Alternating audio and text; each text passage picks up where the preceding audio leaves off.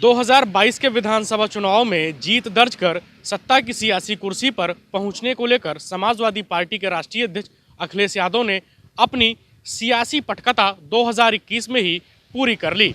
दरअसल 2021 में समाजवादी पार्टी की चुनावी तैयारियों को देखें तो अखिलेश यादव 2021 में 2022 को लेकर अपनी सियासी जमीन तैयार करने का पूरा काम किया। समाजवादी पार्टी के कार्यकर्ताओं में जोश और उत्साह भरने को लेकर उन्होंने तमाम तरह के संगठनात्मक जहां अभियान चलाए, वहीं विजय रथ यात्रा लेकर भी आगे बढ़े और कार्यकर्ताओं को पूरी तरह से उत्साहित करने का काम किया।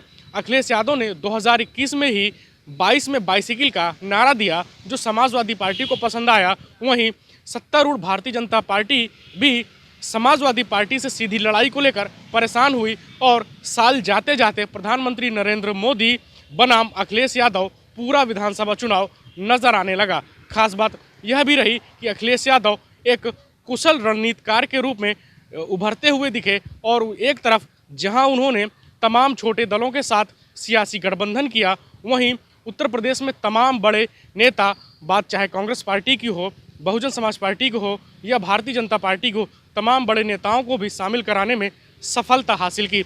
साल जाते जाते अखिलेश यादव को पिछले लंबे समय से चल रहे परिवार में विघटन को भी एक करने में काफ़ी मदद मिली और उन्हें चाचा का भी साथ मिला। समाजवादी पार्टी और प्रगतिशील समाजवादी पार्टी भी एक साथ नजर आए। देखना दिलचस्प होगा कि अखिलेश यादव 2021 में जो 22 में सरकार बनाने को लेकर तैयारी की, वह 22 के विधानसभा चुनाव में कितनी सफल हो पाती हैं। देखिए, जब साल 2021 में अखिलेश यादव ने 22 में बाइसिकल का नारा दिया था, तो उस समय यह नारा लोगों के गले के नीचे उतर नहीं रहा था।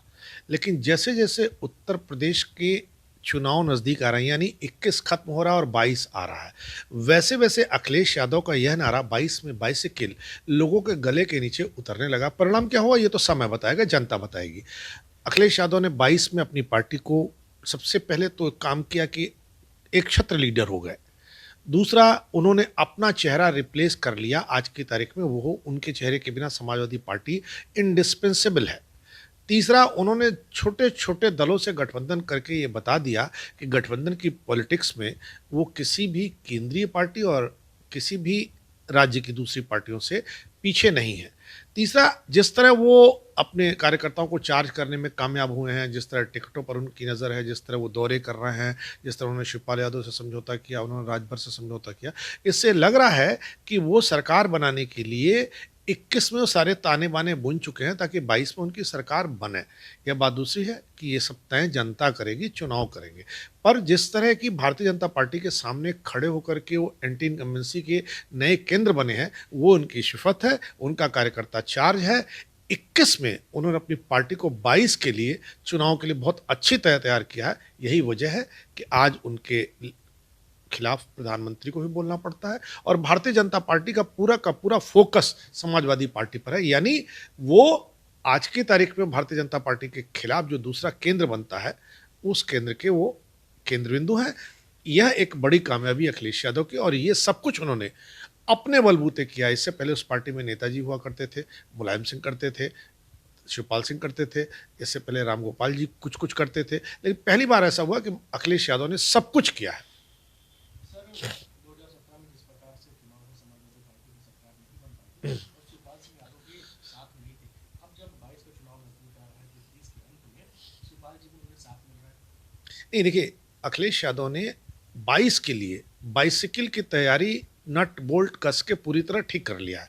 हैंडल ठीक है, उसका कैरियर ठीक है, उसका ब्रेक ठीक है, उसकी सीट ठीक है, सब कुछ ठीक है। और 22 में जब वो अखिलेश यादव साथ लेते हैं शिवपाल को, तो एक ऐसी सिचुएशन होती है जिसमें अखिलेश यादव शिवपाल से बड़े लीडर होते हैं। और अब समाजवादी पार्टी बिना अखिलेश यादव के फेस के, बिना उनके चेहरे के, बिना उनके नाम के, उन कोई पोस्टर बनेगा ही नहीं। बाकी जितने लीडर हैं, चाहे वो ओम प्रकाश राजभर हों, चाहे शिवपाल सिंह यादव हों, चाहे जो लोग बसपा से छोड़ करके सपा में आए हैं, कुछ लोग भाजपा को भी छोड़ के एक दो लोग सपा में गए हैं, ये सारे उनके नीचे लीडर हैं। तो एक तो वो एक छत्र लीडर के रूप में इमर्ज कर गए, कार्यकर्ताओं को उन्होंने चार्ज कर लिया और उन्होंने भारतीय जनता पार्टी के खिलाफ एक नया केंद्र बिंदु बनाने में खुद को कामयाबी हासिल कर ली।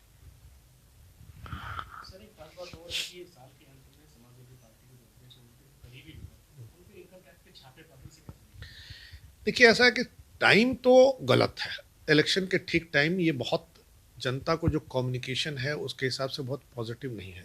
लेकिन ये तो सही है कि इनमें तमाम ऐसे लोग हैं जिन्होंने बेइंतहा संपत्ति कमाई, जिनकी संपत्ति का कोई हिसाब नहीं है। उनकी संपत्ति की, उनकी आमदनी को लेकर के लोगों में रश्क है, लोगों में नाराजगी है, पर यह नाराजगी आज की तारीख में नहीं थी। देखिए 2021 में भारतीय जनता पार्टी का ग्राफ बहुत तेजी के साथ नीचे गया, समाजवादी पार्टी का ग्राफ बहुत तेजी के साथ ऊपर गया। आदरणीय अखिलेश यादव जी की लोकप्रियता में बहुत तेजी के साथ इजाफा हुआ। समाजवादी पार्टी ने 22 में 22 के आदरणीय अखिलेश यादव जी आ रहे हैं, यूपी का ये जनादेश आ रहे हैं माननीय आदरणीय अखिलेश यादव जी, इस तरीके के नारे भी दिए और साथ ही साथ छोटे दलों के साथ गठबंधन करके समाजवादी पार्टी को एक अभेद किला बना दिया है, जिसको भेदना भारतीय जनता पार्टी के लिए असंभव है। 2022 में समाजवादी पार्टी की सरकार बनने जा रही है। धीरज त्रिपाठी, ईटीवी भारत, लखनऊ।